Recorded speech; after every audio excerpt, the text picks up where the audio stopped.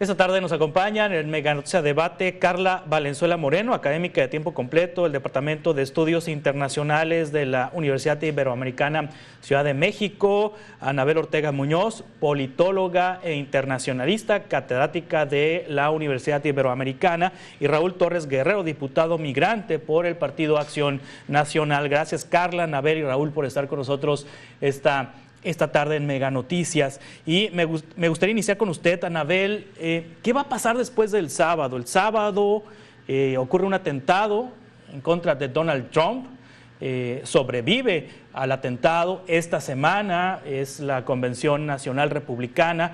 Justamente hoy aceptará la candidatura a la presidencia de los Estados Unidos. Ayer lo hizo J.D. Vance, el candidato a vicepresidente, que tiene posiciones, pues inclusive, vamos a decir, más radicales que el propio Donald Trump en el tema de la migración, en el tema comercial con México y con Canadá, en el tema de libre comercio.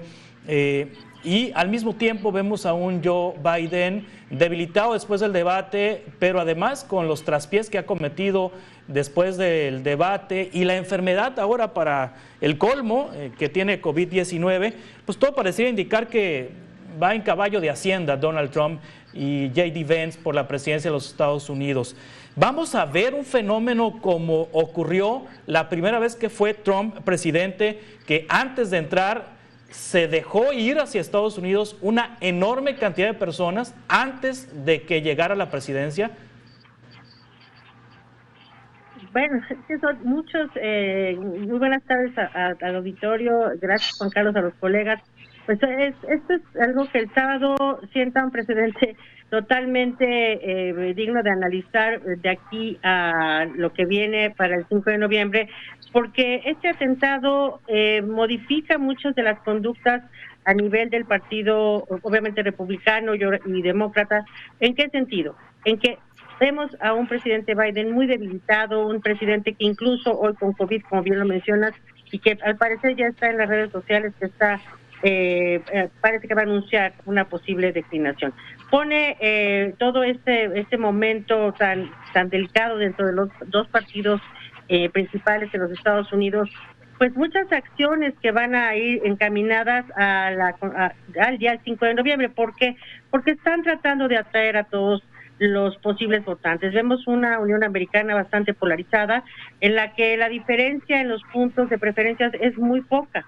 Y lamentablemente en el tema que nos ocupa hoy, pues precisamente el tema migratorio va a ser uno de los, ha sido siempre para los republicanos y sobre todo para el presidente Trump, ha sido siempre tema de campaña, ¿verdad? Un tema que mueve muchas emociones, que genera muchas actitudes en la población norteamericana, sobre todo en aquellos lugares donde se sienten rebasados o que hay un número importante de migrantes y otros flujos que hemos visto a lo largo de la cápsula que acaban de pasar, la historia, donde estos flujos migratorios pues están teniendo muchísimo impacto en la población y en su aceptación a la migración. Así es de que vamos a ver si estos meses todavía más el tema migratorio, el hecho de que haya elegido a un vicepresidente en la fórmula de Trump para que lo acompañe, un vicepresidente que precisamente también centra su discurso de propaganda en el tema migratorio, pues un muy difícil escenario para los migrantes, sobre todo además para México, que somos quienes compartimos frontera con este país. Y claro, pues también esperar qué pasa con el presidente Biden. Seguramente el fin de semana tendremos más noticias y dependiendo de qué decide el Partido Demócrata, veamos cómo siguen las políticas públicas hacia esos flujos migratorios. Es posible que sí, antes de que, si pensando en que ya gana el presidente Trump, pues que haya flujos y estas grandes olas de migrantes. Es muy posible, pero a México nos ponen también en un reto mayor y precisamente dan muchos argumentos a esta propaganda. Sí, Carla Valenzuela, académica del Departamento de Estudios Internacionales de la Universidad Iberoamericana Ciudad de México. Carla Valenzuela, frente a J.D. Vance, Donald Trump parece moderado. Es decir, J.D. Vance es más intenso que Donald Trump. Bueno, gracias Juan Carlos, colegas, por la invitación. No lo sabemos. Yo diría que tendríamos que esperar a ver qué sucede cuando cuando realmente si es que va a ganar Trump y él va en la fórmula con Donald Trump, pues veremos qué sucede ya que estén ellos de la presidencia. Por ahora, pues nada más ver qué comentarios ha hecho J.D. Vance o qué comentarios o qué sabemos de él. Sabemos que es una persona que ha votado dentro del estado de Ohio por medidas antimigrantes, sabemos que ha votado por recortarles el apoyo federal a las universidades que contratan personal indocumentado. Entonces, bueno, eso ya nos da un poco de idea de hacia dónde van sus políticas migratorias. Para responder también un poco a tu pregunta, Juan Carlos, no necesariamente vamos a ver mayor migración antes o después de que se elija Trump, no necesariamente va a ser un efecto llamada como lo conocemos actualmente. Las personas migrantes han estado saliendo ya desde el 2018, que bien mencionabas en la cápsula de inicio, y yo no pienso que vamos a ver un aumento en los flujos, pienso que vamos a ver un aumento en las detenciones. Y creo que ahí es donde tenemos que poner la mirada, las personas que analizamos a la migración, cuántas detenciones hace México en frontera sur y cuántas detenciones va a hacer Estados Unidos en frontera norte, no tanto el flujo que atraviesa México. Sí, Raúl, hemos estado poniendo prácticamente a los republicanos, bueno, entre comentaristas, analistas, conductores de medios de comunicación, periodistas, a los republicanos como los villanos en el tema de la migración, pero los demócratas no cantan mal las rancheras. De hecho, las últimas decisiones que ha tomado el presidente Biden, justamente por esta presión que han tenido los republicanos, ha sido de endurecer las políticas migratorias. Republicanos o demócratas, pues no hay muchas variaciones. ¿O sí usted nota variaciones, Raúl? Yo sí creo que en México hay que cambiarnos primero que nada el chip de creer que los republicanos somos o son los villanos. Yo te podría decir que como un mexicano, ciudadano americano y ciudadano mexicano, que ha vivido durante más de 16 años en los Estados Unidos, que ha visto el sueño americano crecer, los mexicanos en los Estados Unidos, hoy somos la minoría latina que más crece y que incluso se empieza a orientar al Partido Republicano. ¿Por qué? Porque en México es muy distinto pensar lo que creemos que piensan los mexicanos que vivimos en Estados Unidos. Y recordemos que quienes votan y quienes van a elegir al presidente de los Estados Unidos, principalmente son 7 swing states donde se va a elegir. Y ahí es la agenda y por eso creo que la fórmula del presidente Trump es muy buena, porque vamos a ganar Ohio. Y digo vamos a ganar porque yo me siento más de ese lado. ¿Por qué? Porque los mexicanos cada vez se empiezan a orientar hacia un sector, porque el Partido Demócrata, desde Bill Clinton, dejó de ver a los latinos, principalmente a los mexicanos. ¿Por qué? Porque corresponden a intereses directamente de los sindicatos. Así funciona el Partido Demócrata, donde el sindicato de la comunidad afroamericana, donde impulsaron muy fuertemente a Kamala Harris, y recordemos cómo fue Kamala en California, como fiscal, muy dura con los latinos, y justamente son estos lobistas de los sindicatos que no permiten pasar ninguna reforma migratoria en el Congreso de Estados Unidos. ¿Por qué? Porque no les conviene que los otros mexicanos o que los otros latinos puedan llegar a trabajar. Entonces, siempre pongo eso en las discusiones en México, porque se piensa que los mexicanos votamos por el presidente de Estados Unidos, y no es cierto. Votan los ciudadanos americanos de origen mexicano, sí puede ser, pero con intereses de Estados Unidos. Si nosotros seguimos pensando que cada 4 años los mexicanos vamos a elegir desde México, desde nuestros 32 estados al presidente de los Estados Unidos, tenemos un gran error. Tenemos que pensar en un bloque Norteamérica, a dónde va este gobierno, independientemente sea Trump o sea Biden, qué va a hacer la presidenta electa, qué tenemos que hacer ante las dos posturas, e identificar que ya para los mexicanos no es el tema migratorio la punta del renglón. Hoy la gran mayoría de los mexicanos están hablando de tema económico, de tema educativo, de tema social, y ahí es donde hay que entrar, y por eso el Partido Republicano creo que ha crecido lo suficiente, y los demócratas empiezan a perder esas bases en estados clave, como incluso pueden ser el propio California. Sí, vamos a continuar con esta conversación, si les parece, en 2 minutos. Estamos con Carla Valenzuela, Anabel Ortega, Raúl Torres, hablando sobre migración en Mega Noticias a Debate.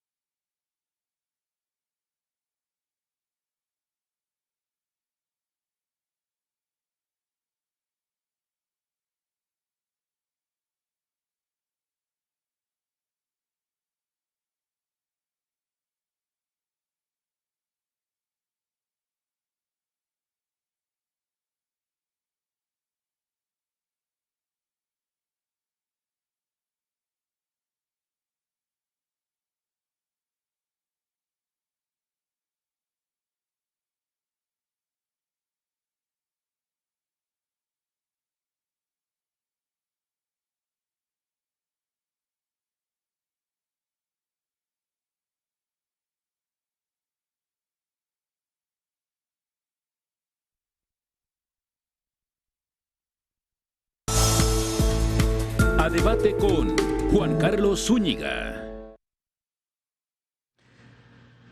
Continuamos en Mega Noticias a Debate. Lo que están pasando en Estados Unidos no son mexicanos los que pasan por la frontera de California y Arizona. Ahora está pasando gente de todo el mundo, porque Joe Biden mandó un mensaje al mundo de que la frontera está abierta y un país sin frontera no es país, afirmó Abel Maldonado, ex vicegobernador de California, vocero de la campaña de Trump, en entrevista con Mega Noticias.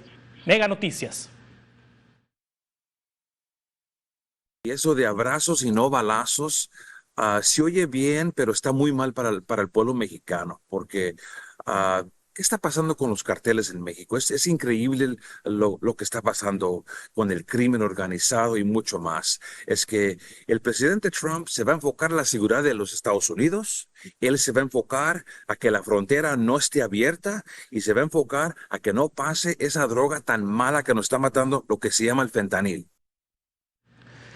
Para toda la nación es un milagro que el presidente Donald Trump esté vivo y esté con nosotros, es lo que dice Maldonado. Es algo que estamos celebrando todos los días, pues no fue algo pequeño el atentado. Esto muestra que es un hombre fuerte y nos enseña el camino a la prosperidad del país. Es lo que dijo Abel Maldonado, ex vicegobernador de California, vocero de la campaña de Trump, en entrevista con Mega Noticias. Lo de que pasó el sábado, obviamente va a haber investigaciones, porque me duele a mí sinceramente que el gobierno americano, que es un gobierno fuerte, el servicio secreto tiene un presupuesto de 3.2 mil millones de dólares y que dejen a un muchacho de 20 años subirse un techo a 150 metros del presidente, no va. Y tenemos que saber quién fue el que dejó eso que pasara. Continuamos en Mega Debate con nuestros invitados, a Anabel Ortega, Carla Valenzuela, Raúl Torres, Guerrero. Anabel, ya hablamos del tema de la elección en los Estados Unidos, de lo que vendrá en los próximos meses para Estados Unidos en la renovación de la presidencia, pero acá en México también habrá un cambio de gobierno el 1 de octubre. Sale el gobierno del presidente López Obrador, entra el gobierno de Claudia Sheinbaum. ¿Cómo cierra el presidente López Obrador el tema de migración? ¿Y qué retos tendrá la presidenta electa o la presidenta una vez que asuma su cargo el 1 de octubre en materia de migración, Anabel? Sí, pues desde luego el reto es mayúsculo precisamente porque estos 6 años no se ha logrado tener una estrategia del todo exitosa para poder gestionar los flujos migratorios. Si bien es cierto que México ha impulsado algunas políticas por lo pronto discursivas, de bienvenida a todos los migrantes, de derechos humanos, la realidad es que esto no ha sido así y no todas las estaciones migratorias han podido responder a estos grandes flujos de migrantes. Esto también ha sido un tema complicado en la relación con Estados Unidos, en la forma en que se tiene que gestionar, en los momentos en que se les da el espacio para que puedan recibir, tener entrevistas, cómo se documentan, estos lugares, estos tránsitos que tienen por todo el territorio mexicano, que no ha sido del todo seguro. Hemos visto tragedias de muchos migrantes que han sido pues violentados por el crimen organizado y en fin un sinfín de atropellos a su integridad física y emocional que no ha sido resuelta por este gobierno. Y por lo pronto una política dubitativa desde mi punto de vista, tanto el gobierno mexicano como el estadounidense, actualmente el presidente Biden y Kamala Harris como vicepresidenta, en el que se tiene que regularizar ese tipo de relación. Vamos a hacer, como dicen, no es tercer país seguro, pero sí lo es, pero no. Bueno, tenemos nosotros la capacidad, una visión estratégica de esta relación con Estados Unidos para gestionar este tipo de flujos migratorios, o solo atendemos en las crisis estos momentos discursivos de negociación en los que sí debe haber una colaboración regional muy importante desde todo Centro, Sudamérica, en México también, hacia los Estados Unidos. Entonces, estos esfuerzos que han sido algunos interesantes, pero no del todo exitosos, pues dejan un panorama muy complejo para la presidenta electa, la doctora Claudia Sheinbaum, en la que tendrá que tener, sí, una política un poco más estratégica y definida, precisamente por los cambios que vienen en noviembre, y que desde luego estaremos viendo exactamente cómo se van a plantear los temas migratorios. Si vemos que el Partido Demócrata está por elegir a otro candidato o no, no lo sabemos, y también cómo se va a tener una visión de la política exterior, pues estamos también todavía en un panorama muy incierto. De momento, como mencionaba en mi intervención anterior, pues es mucha propaganda, ¿no? Mucha propaganda para atraer estos electores indecisos en un tema que pues despierta muchísimas emociones. Es un reto mayúsculo que requiere de una estrategia definitivamente regional y muy, muy estratégica en la relación México-Estados Unidos. Sí, en materia migratoria, Carla Valenzuela, el presidente López Obrador bailó al son que le dictó la Casa Blanca, en su momento Trump, y ahora con Joe Biden. En la administración de Claudia Sheinbaum, ella y su gobierno bailarán al son de la Casa Blanca en temas migratorios. ¿Continuará esta lógica?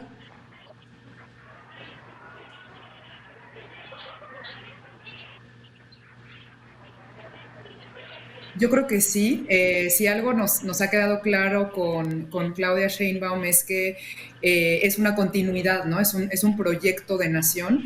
Entonces, bajo ese sentido discursivo, podemos esperar que Pánfilo, no lo hemos escuchado recientemente a Luis Márquez. Estará lastimado, estará jugando en Chihuahua. Ahorita lo voy a revisar más al ratito. Daniel Hernández, yo creo que a nadie le importa. Bueno, dice aquí, se contestan entre ellos. En la página de Béisbol Puro acaban de publicar que Aderlín es baja en toros, que se puede contratar en otro equipo. Bueno, eso dice Béisbol Puro. Tendrá sus fuentes, la fuente oficial de toros, un servidor. Hasta que Toros no lo haga oficial, va a ser, valga la redundancia, oficial. Pero bueno, también a veces ahí Gitazo me saca notas y bueno, ya luego salimos a oficializar. Pero es el trabajo de los periodistas, es el trabajo de los periodistas y se respeta que estén buscando la nota, que estén picando piedra por aquí, por allá, y a veces sale la información antes de que el equipo en cuestión lo haga oficial. Pero bueno, Gonzalo Martínez dice, es el último. Armando, ya te entregó tus anillos de sultanes el señor Bencomo. ¿Qué posibilidades hay que JC Escarra refuerce a Toros el lunes 22? Saludos. ¿Qué posibilidades hay? Nulas. Cero posibilidades de que JC Escarra venga para... Oye, ¿qué no lo van a entregar el fin de semana? A ver. No, hombre, mira. Ahí está. Este es el bueno. No, por eso. Estos los están regalando. El tuyo costó mucho dinero. No, me lo regalaron. Me lo regalaron. Por eso. Este es un souvenir que está muy bien. Mira, es un anillo grande, igual que el tuyo, pesado. Parece, oye, si yo te lo estuviera vendiendo, parece real. O sea, parece un anillo de campeón, de jugador. Pero sí, es el anillo, es uno de los anillos que va a regalar Sultanes de Monterrey en la serie contra Durango y en la serie contra Chihuahua. Son 3 versiones diferentes. Este es el primero. Este es celebrando el campeonato de 1943. Van a ir 10,000 anillos como este. Chequen ahí con Sultanes de Monterrey o en Gitazo, que también yo ya publiqué las fechas. Este es el primero. Ya está el segundo programado para cuando venga Chihuahua y el tercero lo van a dar a conocer más adelante. Pero 10,000 anillos de esta calidad, me parece que Sultanes le dio lo está haciendo bien en la cuestión de los souvenirs. Así que, Armando, desgraciadamente, nada más me lo prestaron para que lo enseñara, así que va a estar muy difícil que te regale uno de esos. Oye, pero espérame, yo quiero leer los comentarios de la gente porque luego dicen que no los leo. Luis Torres dice, buenas tardes. Dice, en la jugada llena la novena entrada, Zaraperos contra Toro, no lo toca. La producción de Toro solo pone la toma donde pasa el guante, ¿ves? Es lo que decía, pero ya pusimos muchas repeticiones y de todo el mundo quedamos conformes con nada. Martina Ahumada dice, ya son las 4, no se duerman. Alberto Villanueva dice, no hace falta el Pony Quirós. Pony Quirós fue dejado en libertad por los Phillies de Filadelfia. Yo ya hablé con la directiva de Sultanes de Monterrey y me dicen que no puede venir este año a jugar con los Sultanes de Monterrey. Alexis Lagones, un saludo. Adrián Sánchez, un saludo también. Edgar Arturo Escárcega Kobayashi, que es de Chihuahua, dice saludos desde Chihuahua. Lo de Arlene Rodríguez, Chuy Muñiz, dice Luis Torres, estaría bien porque con las lesiones de Mejía y Valle. Incluso del partido del gobierno, donde hemos dicho, primero hay que identificar la migración. No se atiende igual a un centroamericano que a un haitiano, que a gente que viene de Palestina o a gente que viene de Chechenia. Y los hemos encontrado todos cruzando. Hay redes, nadie llega desde otras partes del mundo a México porque Dios es grande. Llegan porque ya hay una red muy clara de cómo pasan en México. Y ahí sí se tiene que hablar de seguridad nacional sin violar los temas de los derechos humanos. Pero la frontera sur de México debe de cerrarse, debe de tener filtros muy claros de quién entra, igual en los aeropuertos. Hoy estamos siendo un punto de entrada y no sabemos ni siquiera quiénes están aquí. ¿Por qué? Porque es tanta la saturación de la comunidad migrantes en general que pasan por México que no sabemos identificarlos. Si no los identificas, ¿cómo los vas a insertar en la sociedad?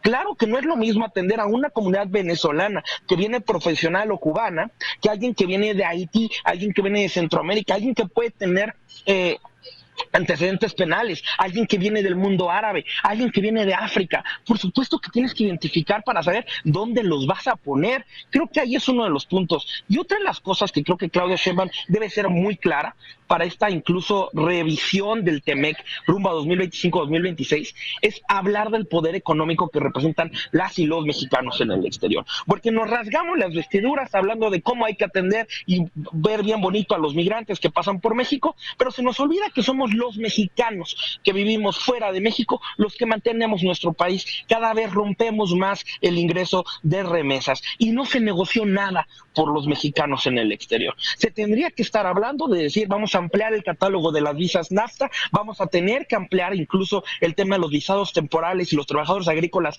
en Canadá. Tenemos que estar hablando de la movilidad social, movilidad estudiantil. Eso es lo que se tiene que poner en la agenda y decir, te voy a aguantar 30,000 centroamericanos si quieres al año, pero ¿cuántos mexicanos en Estados Unidos y en Canadá vas a empezar a regularizar? Entonces tenemos que hablar también de poner primero la famosa palabra leverage, que es cómo tiene carnita, vamos a ponerlo en lenguaje cotidiano, para negociar con Estados Unidos. Estados clave como Texas, como Nuevo México, como Arizona, como California, que son fronterizos, tienen hoy un gran número de mexicanos que incluso ya son ciudadanos americanos. Ejemplo, San Antonio, 4 de cada 10 empleos son generados por dinero mexicano.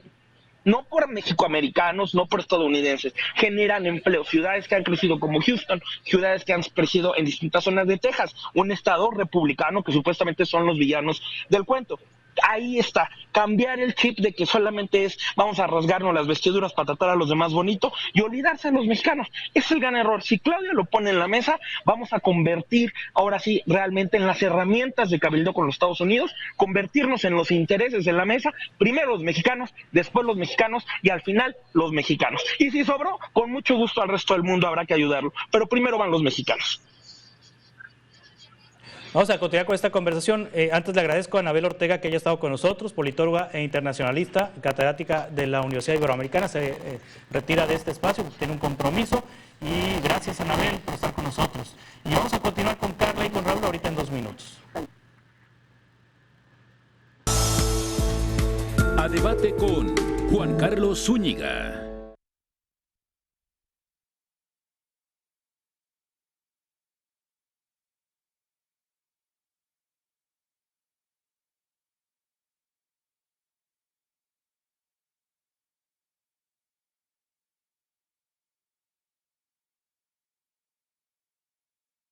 El segundo pueblo mágico de Sonora, una pintoresca ciudad con paisajes históricos y templos importantes. Un lugar que debes visitar es el templo de Santa María Magdalena, donde se venera la imagen de San Francisco Javier. Muchas personas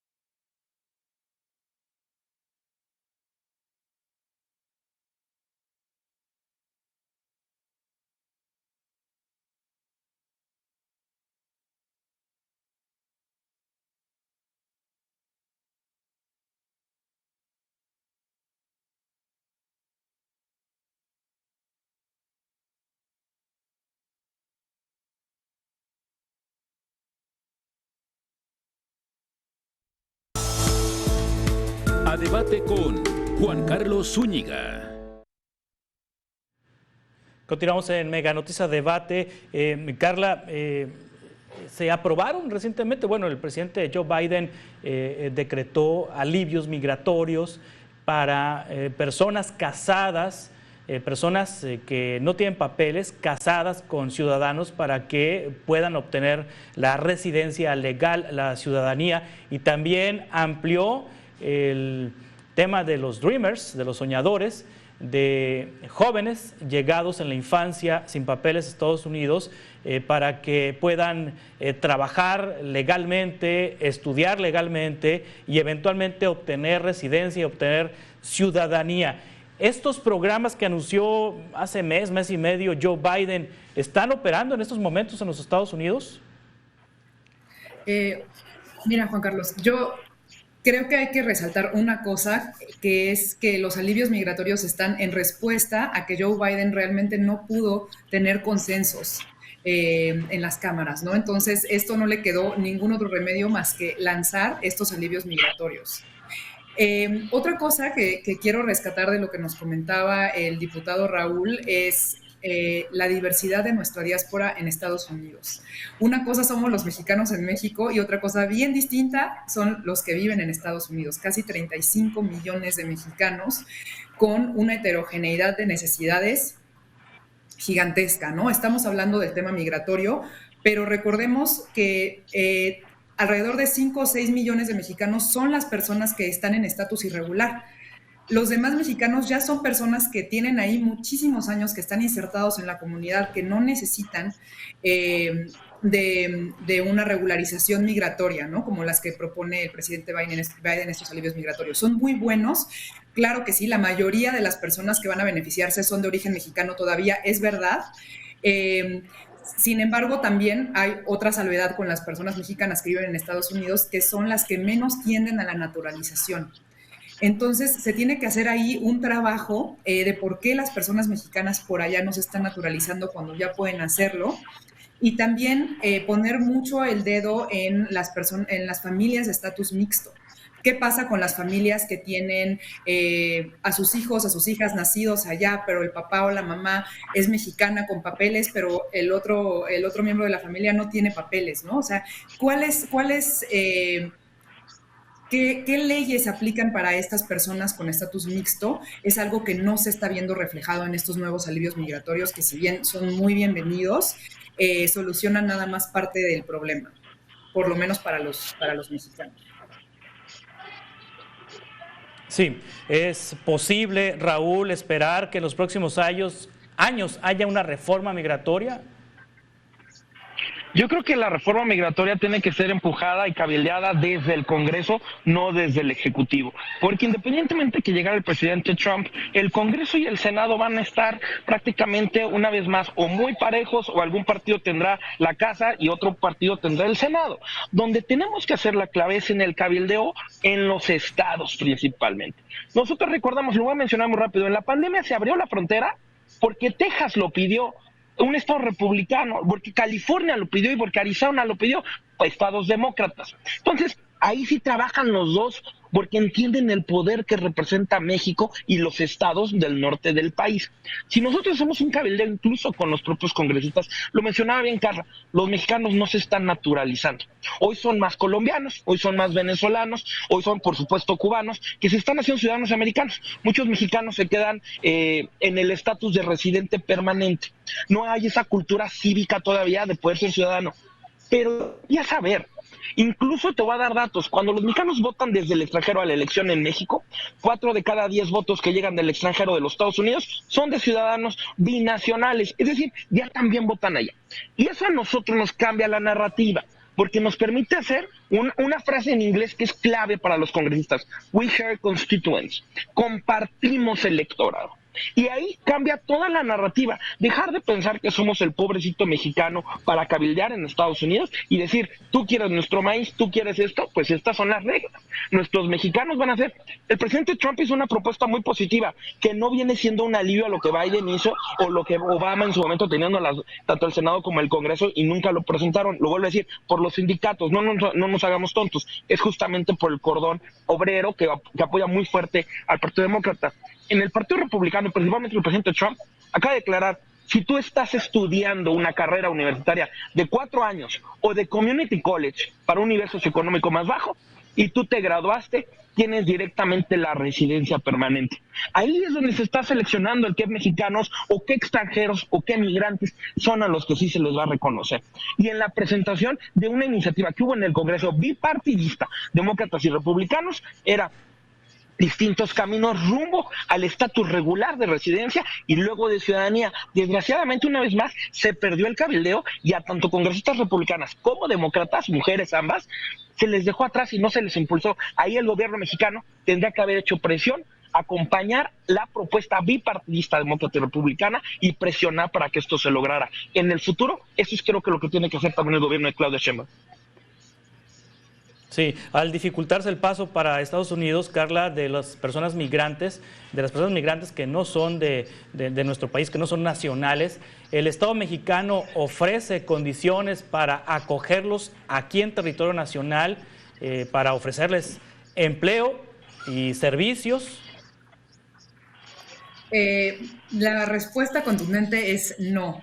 No, Juan Carlos, no tenemos las condiciones necesarias para poder acogerlos. Ahora, es algo muy diferente si tú te fijas en cómo se van integrando a los mercados laborales las personas migrantes en México. Tenemos un mercado laboral que sí está recibiendo a las personas migrantes en México. De hecho, la Ibero hizo un estudio junto con la Organización Internacional para las Migraciones, en donde detectamos que todos los grupos de nacionalidades migrantes en México ganan más que las personas mexicanas. Entonces estás hablando de un mercado laboral que necesita esa fuerza de trabajo.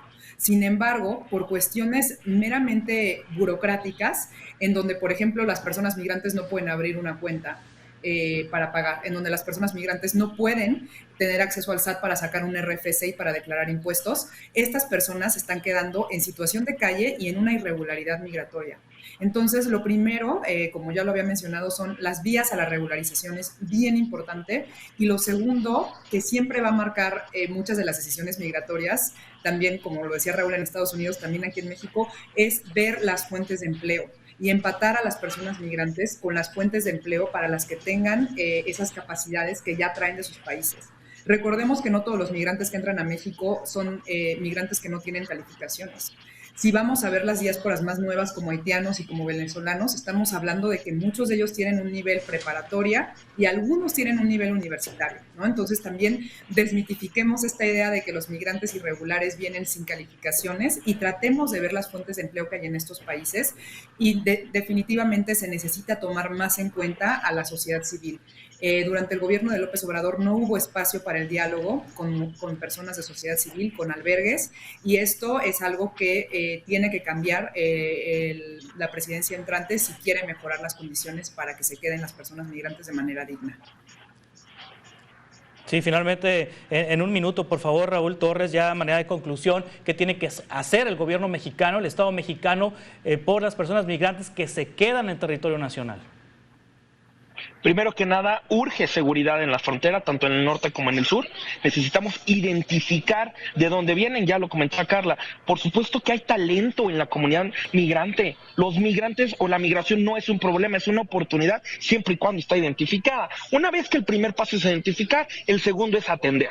Y entonces te vas al final, que es insertar en la sociedad. Algunos estarán en oficios, algunos estarán ya en niveles profesionales o incluso la propia academia. A mí me ha tocado ver muchos que llegan con estudios y que los tendrían que terminar en México y las revalidaciones muchas veces pues se vinieron sin papeles, etcétera.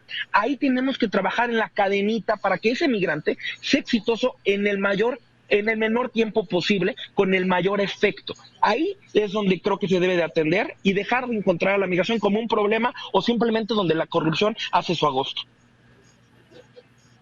Les agradezco mucho, Carla Valenzuela Moreno, académica de tiempo completo del Departamento de Estudios Internacionales de la Universidad Iberoamericana, Raúl Torres Guerrero, diputado federal, diputado migrante en la Ciudad de México por el Partido Acción Nacional, diputado migrante de la Ciudad de México por el Partido Acción Nacional. Gracias por ayudarnos a entender lo que está pasando en materia de migración en ambos países. Estamos en contacto para futuras conversaciones, si les parece. Gracias y buenas tardes. Gracias.